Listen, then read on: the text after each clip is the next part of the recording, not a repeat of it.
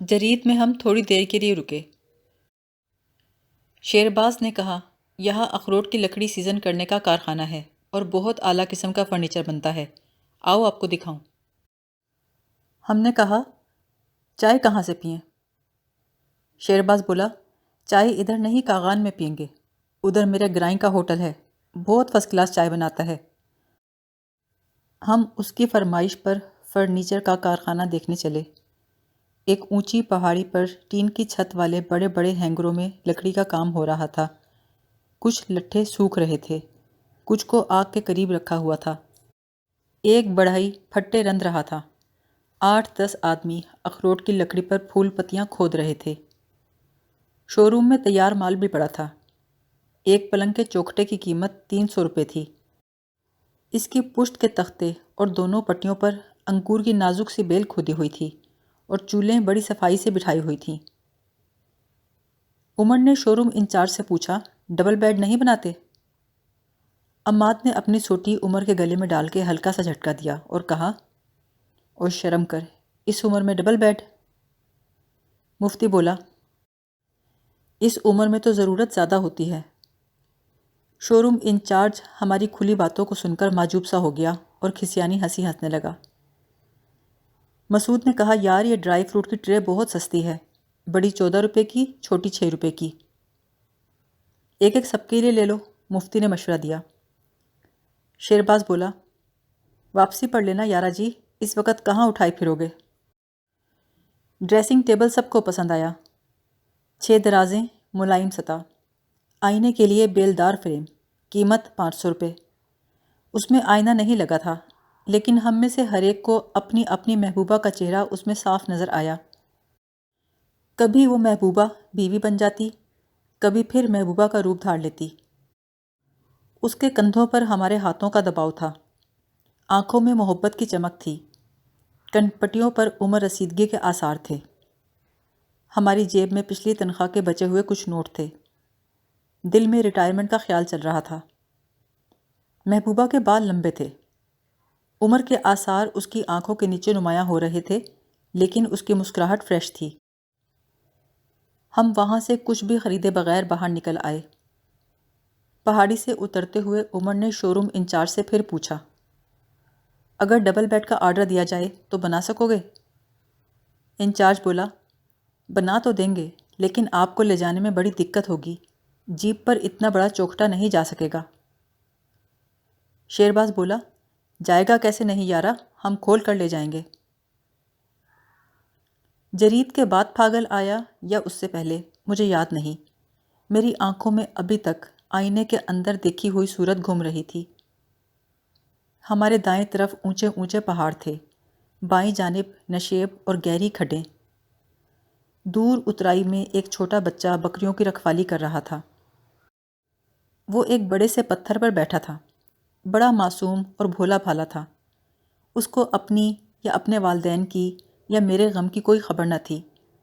بکریاں اس کے ارد گرد چر رہی تھیں اور اسے کسی بات کا علم نہ تھا۔ اسے دیکھ کر میں آزردہ ہو گیا۔ گوجروں کے قافلے میدانوں سے واپس پہاڑوں کی طرف جا رہے تھے۔ یہ وہ لوگ ہیں جنہوں نے اپنی زندگی میں کبھی گرمی نہیں دیکھی۔ یہ پہاڑوں پر بھیڑ بکریاں چراتے ہیں اور اسی گلہ بانی کے سہارے زندگی بسر کرتے ہیں۔ جب پہاڑوں کی چوٹیوں پر پہلی برف باری ہوتی ہے تو یہ اپنے ریوڑ ہانک کر نیچے اترنے لگتے ہیں۔ سردی ان کے پیچھے پیچھے لپکتی آتی ہے اور یہ آگے آگے نیچائیوں پر اترتے جاتے ہیں۔ نومبر دسمبر تک پا پیادہ چلتے یہ مانسہرہ، نوشہرہ، بالا کوٹ اور حویلیاں پہنچ جاتے ہیں۔ کچھ راولپنڈی تک بھی آتے ہیں، لیکن اس سے آگے نہیں جاتے۔ یہاں پہنچتے پہنچتے مارچ کا مہینہ آ جاتا ہے۔ گرمیوں کا تپا ہوا سرخ باغ اپنے روند پر نکلتا ہے تو گوجر اپنے مال مویشی جمع کر کے اوپر چڑھنا شروع کر دیتے ہیں۔ پیچھے پیچھے گرمی، آگے آگے گوجروں کے قافلے اور ریوڑ۔ گرمی اور ان کے درمیان 8-10 میل کا فاصلہ رہتا ہے۔ کاغان پہنچنے پر گرمی کا بگھیلا تھک ہار کر چٹان کے اندر سو جاتا ہے اور یہ لوگ گھاس بوٹی کی تلاش میں آگے نکل جاتے ہیں۔ ان کی ساری دولت ان کے گلے ہیں، ان کا سارا حسن ان کی عورتیں ہیں، ان کی ساری کاہلی ان کے مرد ہیں۔ ان کی ساری چوکسی ان کے کتے ہیں۔ یہ لوگ پتھر اور دھات کے زمانے سے ذرا بات کے ہیں، جہاں خودرو سبزہ دیکھا پہنچ جاتے ہیں، جہاں گھاس کے میدان ہو ڈیرے ڈال دیتے ہیں۔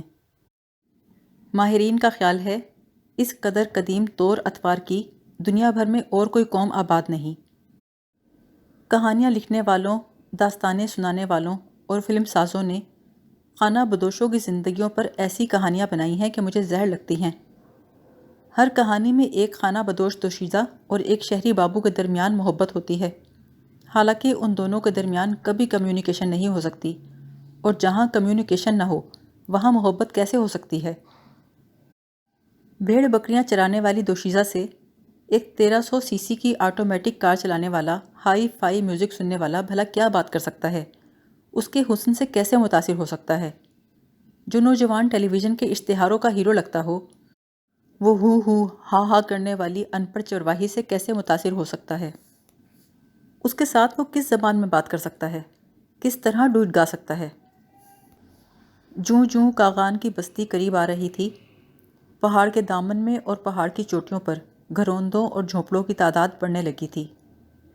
شیر باز نے جیپ روک کر کہا، یارا جی وہ پل دیکھو، ادھر دریا کے اوپر۔ ہم نے ترپال سے گردنیں نکال کر ادھر ادھر دیکھا لیکن کوئی پل نظر نہ آیا۔ اس نے اپنی سیٹ سے اتر کر ترپال کی ایک سائیڈ اٹھا دی اور کہا، وہ دیکھو ادھر پہاڑ کے پاس ایک آدمی پل پر سے گزرنے لگا ہے۔ ہم نے دیکھا دریا کے اوپر اسٹیل کا رسہ تنا ہوا تھا اور اس پر ایک پھرکی دار پیڑھی تھی۔ اس آدمی کے ساتھ ایک لڑکا تھا جس نے ایک پوٹلی اٹھا رکھی تھی۔ آدمی کی گود میں سفید رنگ کا لیلا تھا۔ دونوں باپ بیٹا ایک دوسرے سے گلے ملے، پھر وہ آدمی لیلا لے کر پیڑھی پر بیٹھ گیا۔ بیٹے نے پوٹلی اس کی گود میں رکھ دی۔ اس آدمی نے ایک ہاتھ لیلے پہ رکھا اور دوسرا ہاتھ بڑھا کر اوپر اسٹیل کے رسے کے پاس لگی ہوئی ایک رسی پکڑ لی۔ وہ آہستہ آہستہ اس رسی کو کھینچتا تھا اور اس کی پیڑھی ایک ایک 2-2 فٹ ہو کر آگے بڑھتی تھی۔ شیرباز نے کہا، یارا جی یہاں کے لوگ بڑے غریب ہیں، اللہ کی شان ہے، ان کے لیے کوئی پل بھی نہیں بناتا، بس جو چیز انگریز بنا کے چھوڑ گیا وہی باقی ہے۔ مسعود بولا، انگریز بڑا حرامی تھا خان، تم انگریز کو نہیں جانتے؟ کیوں نہیں جانتا جی، جانتا ہوں، میں نے خود انگریز کے ساتھ کام کیا ہے، بڑا بدبخت حرامی تھا۔ پھر ہم نے جیپ کے اندر گردنیں کر لیں اور شیرباز بسم اللہ پڑھ کر جیپ چلانے لگا۔ میں نے کہا، ہم ناران کس وقت پہنچ جائیں گے؟ یہی جی کوئی جمعے کی نماز تک پہنچ جائیں گے خدا کے فضل کے ساتھ۔ عماد گردن گھما کر بولا، اوہو آج تو جمعہ ہے مسعود۔ مسعود سر ہلا کر بولا، بسم اللہ، جمعہ پڑھیں گے انشاءاللہ، ناران کی مسجد میں پڑھیں گے۔ شیرباز خوش ہو کر بولا، شاباش یارا جی، خدا خوش رکھے، جمعہ ضرور پڑھنا جی، ادھر کے لوگ بہت راضی ہوں گے، سمجھیں گے آپ ان کے بھائی ہیں۔ مفتی بولا، یار میں نے کبھی جمعہ نہیں پڑھا، میں تو آپ سے معافی چاہوں گا۔ شیرباز بولا، نا جی نا، ایسا نہ کرنا، وہ لوگ خوش ہوں گے کہ شہر سے ہمارے بھائی آئے ہیں، ہمارے پنجاب کے بھائی۔ میں نے کہا، بھائی تو ہم ان کے ہیں شیرباز، نماز پڑھنے نہ پڑھنے سے کیا فرق پڑتا ہے؟ او جی فرق پڑتا ہے نا، بھائی کی شکل بھائی سے ملتی ہو، اس کی عادت ملتی ہو، بات چیت ملتی ہو، تو پھر ہی بھائی ہو سکتا ہے۔ ادھر بہت ٹورسٹ لوگ آتا ہے، دریا میں ٹراؤٹ پکڑتا ہے، گھڑ سواری کرتا ہے، خوبصورت رنگدار پوشاک پہنتا ہے، پر اس کی شکل ناران کے لوگوں سے نہیں ملتی۔ سلام علیکم بولتا ہے، پر اس کا ڈیزائن دوسرا ہے، اس لیے ادھر کے لوگ اس کو بھائی نہیں سمجھتے۔ تو پھر کس کا بھائی سمجھتے ہیں؟ وہ یارا جی اس کو دوسرے ٹورسٹ کا بھائی سمجھتے ہیں جو ولایت سے آتا ہے۔ آپ جمعہ پڑھنے ضرور جانا یارا، ان کو یقین ہو جائے گا کہ پنجاب کے بھائیوں کی یہ عادت ہمارے جیسی ہے۔ اعظمی نے اسے چھیڑتے ہوئے کہا، پنجاب کے بارے میں تمہارے خیالات کچھ اچھے نہیں شیرباز۔ نا جی نا، خدا کی قسم، ہم سرحد کے لوگ تو پنجاب سے بڑی محبت کرتے ہیں، بڑا خوش ہوتے ہیں۔ لاہور میں بڑا زبردست مقابلہ کیا اس نے ہندو کا، وہ کیا بولتا ہے جی اس توپ کو؟ رانی، ہاں جی رانی، بڑا زبردست چاند ماری کیا رانی نے۔ ہم ادھر قصہ خوانی میں روز شام کو رانی کی بات کرتے تھے۔ مسعود نے میری طرف اشارہ کر کے کہا، خان یہ رانی کو چلاتا رہا ہے۔ جیپ کو ایک دم بریک لگی۔ خواہ یارا، زندہ باد جی، آپ ملٹری کا آدمی ہے؟ نہیں بھائی، ہم سب ریڈیو کے آدمی ہیں۔ رانی ایک آرٹسٹ تھی، اس کا ذکر ہو رہا ہے۔ سب ہنسنے لگے۔ شہرباز شرمندہ سا ہو گیا۔ عماد نے سنجیدگی سے کہا، یار اپنے انسٹیٹیوشن کو اس طرح بدنام نہیں کرتے۔ شرمندگی کی وجہ سے جیپ میں خاموشی چھا گئی۔ پھر ہم بدنامی کا داغ لے کر کاغان کے گاؤں میں داخل ہو گئے۔ یہاں کچھ کچے پکے چھوٹے چھوٹے گھروندے ہیں جو چٹانوں کی اوٹ سے نظر نہیں آتے۔ جدونوں اور سیدوں کی کوٹھیاں ہیں جو اس علاقے کے، ان پہاڑوں کے مرغزاروں کے مالک ہیں۔ کاغان میں داخل ہونے والی سڑک کے نزدیک ایک نالا تھا۔ نالے کے پل پر سیدوں کا منشی بیٹھا تھا جو 1 روپیہ فی بھارو اور 2 روپیہ فی گائے کے حساب سے چرائی کی اجرت لے رہا تھا۔ جو ریوڑ چرائی کے لیے کاغان کی وادی میں داخل ہوتے ہیں انہیں یہ ٹیکس ادا کرنا پڑتا ہے۔ بیچارے سیدوں کے لیے ایک یہی آمدنی کا ذریعہ باقی رہ گیا ہے۔ اسی وجہ سے وہ کاغان چھوڑ کر کراچی، لاہور اور اسلام آباد جا کر آباد ہو گئے ہیں، اور انہوں نے ڈیفنس، گلبرگ اور رمنہ میں کوٹھیاں بنا لی ہیں۔ ہوٹل کے آگے جیپ روک کر شہرباز بولا، اب چائے پیو جی، چاہے بینچ پر بیٹھ کر پیو یا سامنے اخروٹ کے نیچے ٹھنڈی ٹھنڈی گھاس پر، یہ میرے گرائی کی دکان ہے۔ ہم سب نے اخروٹ کے درخت تلے بیٹھ کر چائے پینے کا فیصلہ کیا۔ درخت کے پتے دھوپ کی روشنی میں چمک رہے تھے اور ان کی ڈالیوں میں کچے اخروٹ لگے ہوئے تھے۔ نیچے گہری سبز گھاس تھی اور ٹھنڈی ہوا چل رہی تھی۔ دریا کے شور کی وجہ سے ہمیں ذرا اونچا بولنا پڑتا تھا۔ ڈھلان کی وجہ سے ٹانگیں پھیلا کر اور ایڑیاں جما کر بیٹھنے کی ضرورت محسوس ہوتی تھی۔ عمر بہت اداس تھا۔ اپنی چھڑی کی مٹھ پر تھوڑی لگا کر پہاڑ کی چوٹیاں دیکھ رہا تھا۔ ہم سب کو اس کی اداسی کی وجہ معلوم تھی اور ہم سب خاموش تھے۔ گو اس واقعے کو 14-15 سال ہو گئے، لیکن اس کی اداسی کا عالم اب بھی وہی تھا۔ پہاڑوں میں کھوئی ہوئی محبتیں اور بھولی ہوئی یادیں پھر لوٹ آتی ہیں۔ جس طرح بارش کے دنوں میں باہر بوندیں پڑتی ہیں تو انسان کے اندر بھی بارش ہونے لگتی ہے، یہی کیفیت پہاڑوں میں جا کر ہوتی ہے۔ کیسا بھی اچھا ساتھ کیوں نہ ہو، انسان تنہا رہ جاتا ہے۔ اداسی کی دھند اسے لپیٹ لیتی ہے، اندھیرا چھانے لگتا ہے۔ باہر کیسی ہی دھوپ کیوں نہ ہو، کیسی ہی ٹھنڈی ہوا کیوں نہ چل رہی ہو، اندر ٹپاٹپ بوندیں گرنے لگتی ہیں۔ اندر سے بھٹکا ہوا انسان باہر کے آدمیوں کے کام کا نہیں رہتا، ان کا ساتھی نہیں رہتا۔ یہی حالت اس وقت عمر کی تھی۔ اخروٹ کے تناور درخت تلے ٹھنڈی ہوا میں ہم نے گرم گرم چائے پی، کسی نے کسی سے بات نہ کی۔ کھلے ہوئے منظر میں ہم کچی برف کی کاش بن کر گھل گئے تھے اور اس ٹھنڈی ہوا میں تحلیل ہو گئے تھے جس میں چیڑ کی خوشبو اور گھاس کی مہک اور دریا کی بات شامل تھی۔ یہاں سے ناران کوئی 12 میل کے فاصلے پر تھا اور راستے میں ہمیں ایک بہت بڑے گلیشیئر پر سے گزرنا تھا۔ جیپ میں بیٹھتے ہی ہم پر سے اداسی کے بادل چھٹ گئے۔ پٹرول کی بو اور ترپال کی گندھ ہمیں پھر اس دنیا میں واپس لے آئی۔ پہاڑ کا ایک تیکھا موڑ کاٹنے کے بعد مسعود نے ہم سب کی توجہ ٹین کی چھتوں والی ایک بستی کی طرف کرائی اور بولا، کوئی فیکٹری معلوم ہوتی ہے؟ عماد بولا، فیکٹری یہاں کہاں، یہاں تو بس باغ ہیں، بکریاں ہیں، سبزہ ہے یا پتھر، فیکٹری کا کیا کام؟ فیکٹری ہے، عمر نے کہا۔ مفتی نے اس کی تائید کی، بالکل فیکٹری ہے، کاٹیج انڈسٹری سے اوپر کوئی چیز۔ میں نے بھی اپنے علم کے زور پر کہا، فیکٹری ہی معلوم ہوتی ہے۔